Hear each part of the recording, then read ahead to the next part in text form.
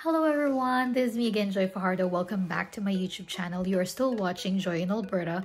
And for today's video, magkukwentuhan na naman tayo. Kung kayo po ay bago sa aking channel, please don't forget to like, subscribe, share nyo na rin itong video nito sa inyong mga friends, relatives, at sa lahat ng kakilala nyo para makapag-spread tayo ng positivity and good vibes.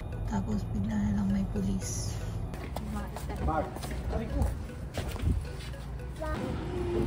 Ayan na po, pinalayas ko na po ng bahay ito.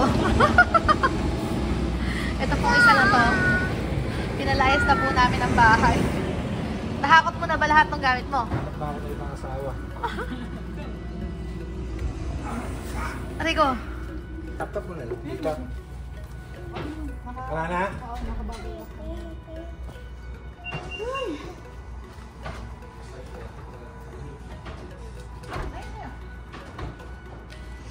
Bye!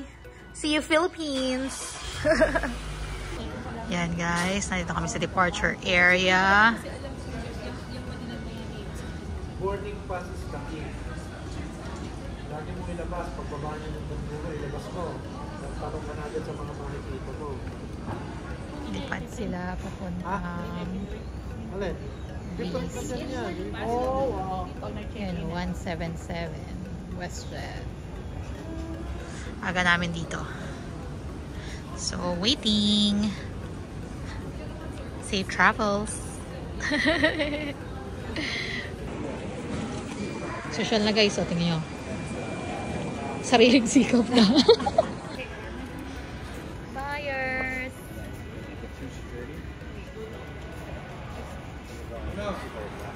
Bye! Go Oilers!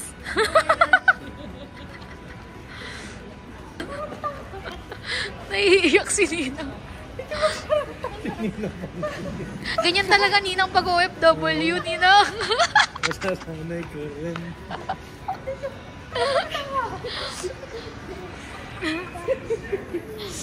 One month lang na. Ayan na nga po.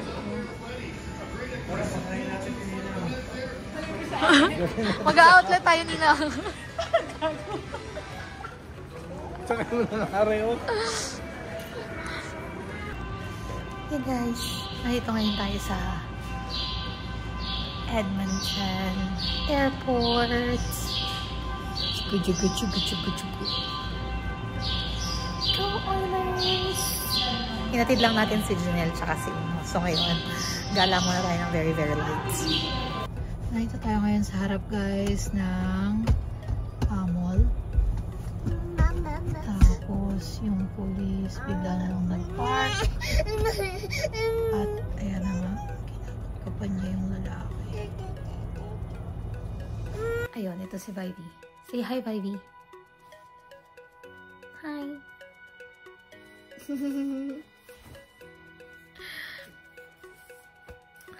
Lang natin sa airport, hinalid natin sila Janelle. Mamaya pa naman ang flight nilang around 9 PM. Pero nag-check-in na sila ng earlier. Okay, kwentuhan muna tayo. Pasensya na kayo kung may mga may sa background. Merong bata-batuta. What is that, Vibe? What's that? What's that? It's a bag. Ayan, so kwentuhan muna tayo. Meron nga akong natanggap na pera sa aking account, guys. So, siguro kayo, meron din kayong natanggap. Ito ay galing sa CRA, I think. Or, basta may nakalagay doon na Canada Carbon Rebate. Siyempre, actually, isang beses na ako nakakatanggap noon. May idea naman ako kung saan siya nanggagaling. Pero na-curious lang talaga ako, kaya ni-research ko kung saan talaga yung pinanggalingan niya, bakit ako nakaka-receive ng pera. And naisip ko i-share din sa inyo kasi parang maganda din siyang malaman. Ano nga ba yung tinatawag nating CCR or Canada Carbon Rebate? Meron tayong mga additional taxes na binabayaran sa government kapag nagko-consume tayo ng mga fossil fuels like diesel, gasoline, yung mga ganyan. May additional tax, di ba? So, bakit pa tayo tinataksan doon? Siyempre, ang aim ng government is bawasan natin yung carbon footprint natin. Kasi, siyempre, yan yung mga nag-e-emit ng mga greenhouse gas. In other words, hindi siya healthy sa ating natural resources, sa ating environment, hindi siya healthy. Kaya ang ginagawa ni government para medyo bawasan natin, para maging careful tayo sa paggamit ng mga fossil fuel, nilalagyan nila ng additional tax, diba? Ano nangyayari ngayon sa tinatax natin? Hindi lang tayo, pati yung mga companies na nagbebenta, meron din silang binabayarang tax doon. So, yung binabayaran nilang tax, a portion of that goes back to us naman. A portion of that goes through different programs ng government para maka-help sa ating environment. So, yun yung pinupuntahan ng tax na yun. Yun nga yung pag binalik nila sa atin yung tinax natin, ang tawag na doon is Canada Carbon Rebate. Kaya siya rebate. Binabalik lang nila din sa atin. Pero, if I'm not mistaken, dun sa nabasa ko, parang yung April 2025 na CCR or Canada Carbon Rebate, yun na daw yata yung last. Parang tapos na yung program nila to give back sa atin. Para kasing, kumbaga, bagong bagay, ayaw nilang mabigla yung mga tao, so ibinabalik nila. So, say for example, para sa amin, gumagamit kami ng, say, heating fuel, for example. So, nagbabayad kami ng additional tax for that, pero binabalik din naman halos yung portion noon sa amin. So, parang na-offset din siya, di ba? So, ngayon, paano ba pala kino-compute? Yun yung isa kong na-curious ako. Sabi ko, ba't parang medyo malaki siya? Ano ba ang meron? Tapos, meron din si Kiko, meron din ako. Sabi doon, may mga factors kung magkano ang mare-receive mo. And number 1 is based on your province. Number 2, hi! Number 1 is based kung nasan kang probinsya. Number 2 is, are you single or are you couple or madami kayo within the family nag-earn?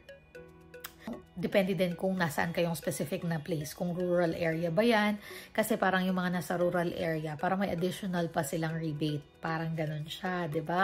Yun nga, hindi ko rin sure kung paano na-compute yung per province. Pero according dun sa research ko, just for example, Alberta, ang per person is roughly 228. Pag family is around 456. Sa Ontario, 151. Sa pag-family, 302. Manitoba, 150 pag single. And then as a family, 300. Nova Scotia, 110. And then 220 kapag family. So, yun siya. Hindi ko alam kung paano na-compute yung per province. Siguro kasi, baka nakita ko kasi parang ang laki nung kinalaki nung sa Alberta. So, feeling ko kasi dito nanggagaling siguro yung mga taxes sa mga fuels, ganun. Kasi di ba marami silang oils dito. Baka. So, pero yun, yung part na yun, hindi ko masyadong sure kung dahil ba doon kaya mas malaki. Pero yun lang, na notice ko lang siya na medyo malaki siya talaga. Kaya napatingin ako, ano ba tong dati parang, rebate. Automatic naman yun. Kasi pag sinabi mo na yung rebate, alam mo na yun na parang, kumbaga, binalik sa'yo, diba? Pero ngayon, na-curious talaga ako kung bakit ako binabalikan ng ganung kalaki. So, yun pala siya. So, yun, nakakatuwa dito sa Canada kasi kapag meron silang mga bagong initiative na alam nilang medyo maninibago ang mga tao, they always see to it na sinusupport nila yung mga individuals and families dun sa phase na yon. And ito guys, syempre kailangan taxpayer ka para makareceive ka nung amount na yon. Yun pala yung isang bagay. For example, you are not a taxpayer, but in some way, shape, or form, you're using fossil fuel or you're using gasoline, diesel, di ba? So, you're paying the taxes for those kasi gumagamit ka ng diesel, for example. Pero if you're not paying your taxes, you're not gonna get back the rebate. Yun siya. Very important na mag-pay din tayo ng taxes. Hindi lang dahil sa rebate, kundi dahil tayo ay responsible citizens of Canada that we have to pay. Kailangan natin siyang mag-pay ng taxes. Yun lang. Sana nag-enjoy kayo sa ating maiksing kwentuhan for today. And magkita-kita tayo ulit sa ating next video. Vibe! Bye! What are you looking at? Ganito pala itsura sa likod namin, guys. Ayan. So, future school daw yan. And according dun sa... according dun sa napagtanungan namin, parang coming soon na. Parang 2026 yata siya. Catholic school daw siya. So, sana matuloy talaga siya. Kasi may narinig din naman kami na, ay, naku, selling point lang yan ng mga, nung mga community, sasabihin nila. Oo. sasabihin nila, school yan, tapos hindi naman pala. Parang ginagawa nilang selling point. Pero sana naman magkatotoo. Catholic school daw. Ayun. O siya guys, see you in the next vlog. Bye!